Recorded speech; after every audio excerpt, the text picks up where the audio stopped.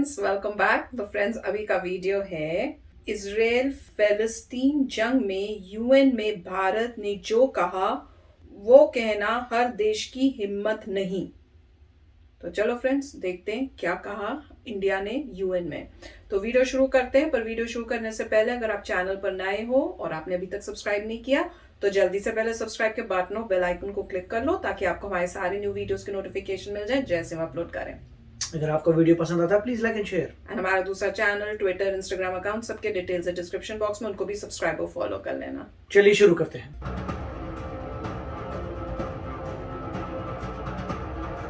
Israel और फिलिस्तीन के बीच चल रहा विवाद किस मोड़ पर खत्म होगा या कहां रुकेगा ये कोई नहीं जानता।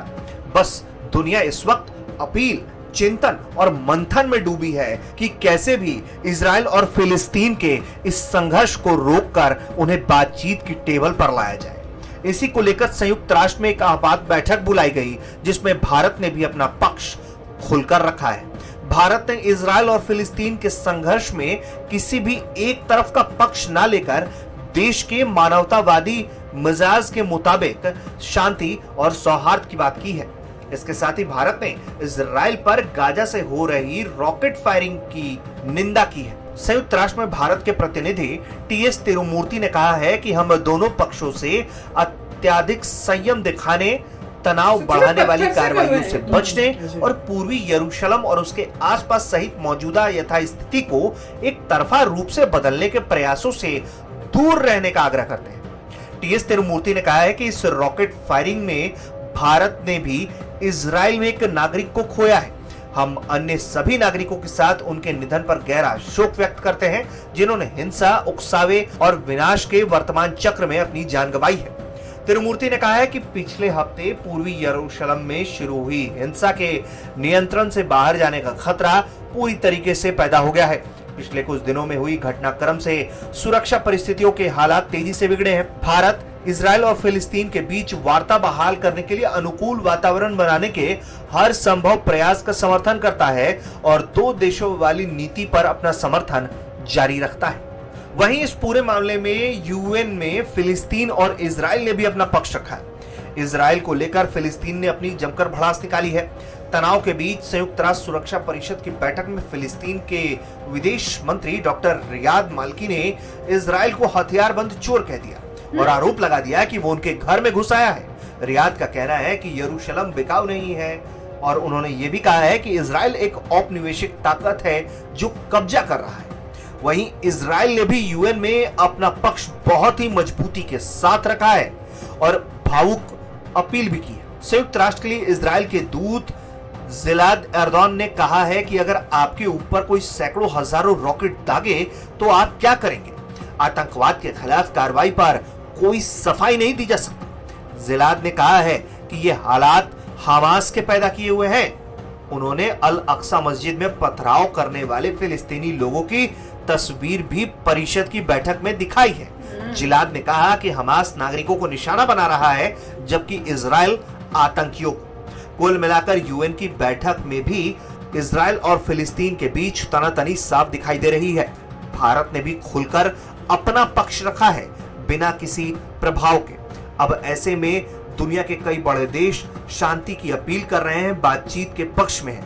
देखना होगा कि इजराइल और फिलिस्तीन कब बम, बंदूक, गोला बारूद, हथियार को छोड़कर शांति से बातचीत की मेज पर बैठते हैं।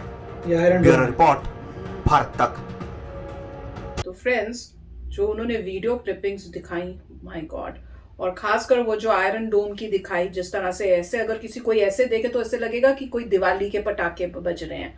और जब पता चले कि ये एक वॉर का निशानी है और जिससे कितने लोगों की जाने जा सकती है, तब रियलाइज होता है कि जो आप दिवाली समझ रहे हो वो कितना भयंकर चीज है। पर बहुत ही दुख की बात है कि इस सिचुएशन तक पहुंच गए। पर मेरे ख्याल से इजराइल ने तो बहुत अच्छा अपना जो है साइड जो है बताई है। उन्होंने कहा कि हम लोग जो है, हम लोग टेररिज्म को खत्म करने के लिए लड़ रहे हैं और जो वहां से हमला हो रहा है वो हमारे लोगों के ऊपर हमला हो रहा है। तो बात तो ठीक है, मेरा पर्सनल ओपिनियन तो यही है कि किसने शुरुआत की, किसने रॉकेट्स पहले शुरू किए फेंकने, तो जब आप किसी को अटैक करोगे तो वो कैसे चुप रहेंगे? उनको अपनी प्रोटेक्शन के लिए वापस आपको जवाब तो देना ही पड़ेगा। तो गलती तो उसी की है जिसने पहले शुरुआत की है। और जैसे वो बता रहे थे, इसमें उन्होंने ये भी क्लियर किया कि उन्होंने यूएन में खास वीडियो भी दिखाई कि कैसे वहां पे जो मॉस्क है उसके अंदर जो है पत्थरों से मारा जा रहा था। तो वो उस वहां से शुरुआत हुई थी कि वहां पत्थर से कोई लोग एक दूसरे को मार रहे हैं या कुछ उस टाइप से डिस्टर्बेंस क्रिएट कर रहे थे। और मेरे ख्याल से उस वजह से जो है मिलिट्री वहां पे आके उसको ठीक करने के लिए आई होगी और उससे जो है एस्केलेट होने लग गया। तो कोई बड़ी बात नहीं है कि हमास ने ही ये जो है सब लोगों को ऐसे किया हो कि आप भड़काया गया हो और इस टाइप से डिस्टर्बेंस क्रिएट की हो और फिर अपने वहां से अपने रॉकेट शूट करने लग गए। और जिस तरह से इन्होंने दिखाया, सच्ची में वो दिखा रहे थे पत्थरों से, कैसे वो रस्सी से और पत्थर से गुलेल टाइप। हाँ, मुझे नहीं मगर समझ में आया कि वो गुलेल से क्या करेंगे, किसको मार रहे हैं वो जो आ रहे हैं, जो रॉयड गियर में आ रही है इजरायली पुलिस, उनको मार रहे हैं। उनको ये नहीं पता कि उनके पास गन है, आर्म्स एंड तो वही पॉइंट है एम्युनिशंस ना कि तो आपको तो वो शूट कर देंगे। आप करने की क्या कोशिश कर रहे हो? वही हो रहा है ना। वही तो फिर गलत काम आप कर रहे हो। एक तो आप डिस्टर्बेंस क्रिएट कर रहे हो। आपको अगर कुछ मतलब करना है तो आप नॉन वायलेंट तरीके से करो तो भी समझ में आता है। पर अगर आप इस तरह से पत्थर फेंकोगे या इस टाइप से करोगे, डिस्टर्बेंस क्रिएट करोगे, पब्लिक प्रॉपर्टी भी खराब कर रहे थे, देखा रहे थे कैसे चीजें फेंक रहे हैं, इधर उधर कर रहे हैं। तो ऑब्वियसली पर इंडिया का स्टैंड जैसे वो बता रहे हैं कि भाई इंडिया ने यही कहा कि हमें तो शांति चाहिए, कि दोनों साइड बैठ के बातचीत करें। तो इंडिया का भी न्यूट्रल है। अब अंदरूनी इंडिया को जिसको सपोर्ट करना होगा, मेरे ख्याल से वो अंदर से तो सपोर्ट कर रहे हैं, पर बाहर से वो यही कहेंगे कि भाई आपसी बातचीत करके आप जो है समझ बुझ के अपना जो है ना इसको आप खत्म करो। पर आई एम श्योर इंडिया का जो स्टैंड होगा वो अंदर से वो उन्होंने अपना ही किया हुआ होगा, जो बाहर वो बता नहीं रहे होंगे। क्योंकि जैसे हमने बाकी वीडियोस देखी हैं उसमें वो यही दिखा रहे थे कि उनको जो है पैलेस्टीन से भी अच्छे रिलेशंस रखने हैं और इजराइल से भी। पर हम सबको पता ही है कि एक्चुअली में इंडियंस किस साइड में हैं, तो उसका तो कोई डाउट नहीं है। पर काफ़ी अच्छा ये वीडियो था जिसमें उन्होंने क्लिपिंग्स भी दिखाई हैं, सारा दिखा रहे हैं कि किस टाइप से हो रहा है। आयरन डोम की भी शूटिंग दिखाई है, तो काफ़ी अच्छा राइट। अच्छा वीडियो था। पॉइंट ये है कि इंडिया जो है दोनों की तरफ है। रियलिटी है कि इंडिया जो है फ़लस्तीन की तरफ भी है कि भाई आपकी ये लैंड थी, ठीक है, आपकी लैंड है। और इंडिया इजराइल के साथ भी है कि आपकी भी लैंड थी, वो भी ठीक है। और क्योंकि जब उन्होंने बंटवारा किया था तो 44-48 किया था, तो आधी आपकी लैंड थी, आधी अप्रॉक्सीमेट आपकी लैंड थी। अब उसके बाद जो सभी अरब कंट्रीज ने इजराइल पे अटैक किया वो गलत था। इजराइल जीत गया, उसने अपनी लैंड वापस ले ली, वो भी ठीक है, जो जीतेगा वो लेगा। उसके बाद इजराइल ने उसी वक्त ही पढ़ाई लिखाई में शुरू किया, अपने हर इंसान को बोला कि तुम्हें आर्मी में जाना है। वहाँ पे रूल है कि जो लड़कियां भी जो भी इंसान मेरे ख्याल से 17-18 से होता है उसे 2-3 साल जो है आर्मी में करना पड़ता है, क्योंकि ज़रूरत पड़ सकती है। बच्चा वहाँ लड़ता है लिटरली, मतलब जो यंग बच्चा है।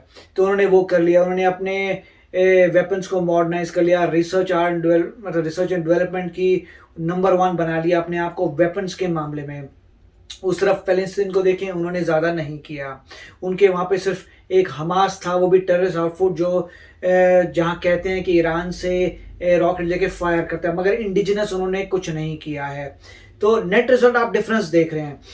हक ठीक है दोनों का है, मगर जब अरब कंट्रीज आसपास की हेल्प करने के लिए आ रही हैं फ़लस्तीन को, तो वहाँ से प्रॉब्लम शुरू हो रही है। जब हमास वहाँ पे रॉकेट्स फायर कर रहा है, 3000 अभी तक रॉकेट्स फायर हो चुके हैं, उनमें से आयरन डोम 90% पकड़े तो भी 300 रॉकेट वहाँ गिरे हैं, लोगों की लाइफ में प्रॉब्लम है। तो इसीलिए वो कह रहे हैं कि उनके जो एम्बेसडर थे इजराइल के, उन्होंने कहा तुम क्या करोगे, तुम्हारे ऊपर अगर 3000 रॉकेट को भेज रहा है, फेंक रहा है, क्या करोगे तुम? जो बैठे रहोगे कि कुछ करोगे? जो तुम करोगे वही हम कर रहे हैं यहाँ पे कि 3000 से हमारी आयरन डोम ने 90% पकड़े, 300 फिर भी गिरे, लोग मरे।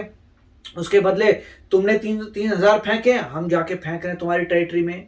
वही जो तुम कर रहे हो वही करे, तो वही हो रहा है। साधारण इंसान मर रहा है, आपस में लड़ाई झगड़ा हो रहा है। जो फ़लस्तीन के लोग हैं उनके पत्थर ही हैं, क्योंकि अब ज़्यादा जो है उन्होंने टेक्नोलॉजी में नहीं दिमाग लगाया। जो भी ये तो आउटलुक है, इंटरनली क्या हो रहा है वो आपको पता था रिजल्ट से, कि क्या फ़लस्तीन के एयरप्लेन्स जा रहे हैं, नहीं जा रहे, उनके पास कितने इक्विपमेंट है, नहीं है। तो इसलिए उससे लोग नेट रिजल्ट निकालते हैं कि फ़लस्तीन ने आर्म्स एंड एम्युनिशन पे ज़्यादा फोकस नहीं किया अपने रिसर्च के ऊपर, ठीक है। वो रिजल्ट देख के लोग स्पेकुलेट करते हैं ये हुआ होगा। आपको दिख रहा है कि इसराइल में के पास सुबह के वेपन्स आ गए।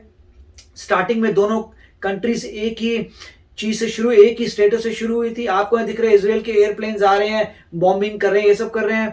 आयरन डोम आ गई है। फिलिस्तीन की आयरन डोम क्यों नहीं है? वेस्ट बैंक के ऊपर आयरन डोम क्यों नहीं है? गाजा के ऊपर आयरन डोम, मतलब उनकी अपनी क्यों नहीं है प्रोटेक्शन? उससे लोग कह रहे थे कि आपने नहीं मेहनत की, इन लोगों ने मेहनत की। आप सिर्फ ये सोचते रहेगा कि आसपास की कंट्रीज करेंगी, आसपास की कंट्रीज को ऑलरेडी इसराइल हरा चुका है। तो ये है। अब इसमें पॉइंट ये है कि जब हमास कार्रवाई करता है तब प्रॉब्लम आ जाती है, क्योंकि आपने फिर एग्रेशन दिखाया। आपने जो है विद इन इजराइल अगर जूस और अरब्स में फाइट होती है वो सिविल है, ठीक है, सिविल वॉर है जी, आपस में राइटिंग हो रही है, वो शांति आ जाएगी, पुलिस कार्रवाई करेगी, लोगों को बोलेंगे शांत रहो, प्रॉब्लम सॉल्व हो जाएगी।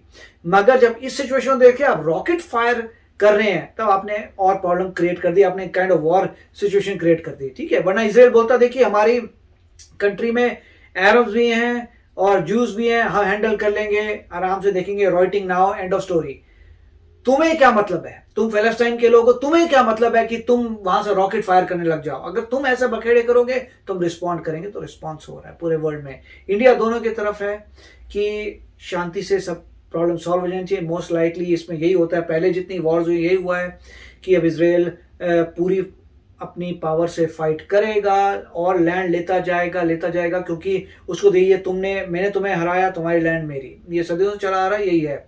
और साथ में जो है इवेंचुअली सीज फायर होगा जब हमास के रॉकेट खत्म हो जाएंगे, जब उनके खत्म हो गए, आर्म्स एंड एम्यूनिशन जितने भी थे खत्म हो गए, सीज फायर हो जाएगा, अच्छा रोक दो। मगर उसमें जैसे हमने पहले वीडियोस किए हैं, और लैंड चली जाएगी। इवेंचुअली आप 10 साल आगे जाइए, मेरे ख्याल से पूरी लैंड चली जाएगी, क्योंकि ऐसा ही हो रहा है। और अगर शांति से काम करते तो बात बन जाती। तो अब मुझे पता नहीं एग्जैक्टली फ्यूचर क्या है, बट डायरेक्शन वही लग रही है कि इवेंचुअली एक ही इसराइल का लैंड हो जाएगी और दूसरे लोग अपनी लैंड गंवा देंगे, क्योंकि वो अटैक कर रहे हैं और अटैक में हार रहे हैं। तो आप बताइए आपके क्या थॉट्स हैं? यस फ्रेंड्स, तो चलते मिलेंगे नेक्स्ट वीडियो में बहुत ही जल्द। Till then take care and bye bye. तो अगर आप मेरे इस चैनल पे नए हो तो जल्दी से सब्सक्राइब के बटन को हिट करो और बेल आइकन को क्लिक करो, ताकि आपको मेरा जब नया वीडियो मैं लगाऊं आपको उसके बारे में जल्दी से पता चल जाए।